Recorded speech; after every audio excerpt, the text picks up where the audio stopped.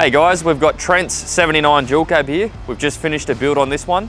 This is based on one of the vehicle packages you can find on our website.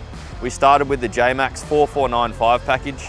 So we cut the chassis, put the new Jmacx chassis on the rear, and do a full coil conversion with suspension and brake upgrade. Included in that is a heavy duty clutch, an exhaust system, and a long range fuel tank.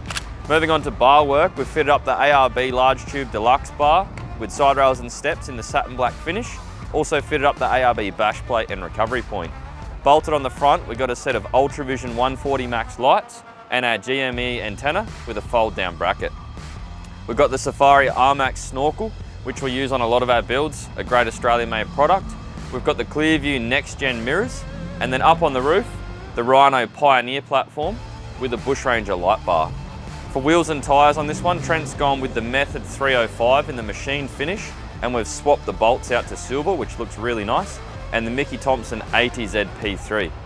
On Trent's side steps, he has chosen to go on with our Line-X coating. We do that rather than running the standard aluminium board. Provides a bit more grip, it looks really good, and it's hard wearing as well. On the rear, we've got a Norwell Deluxe Plus tray.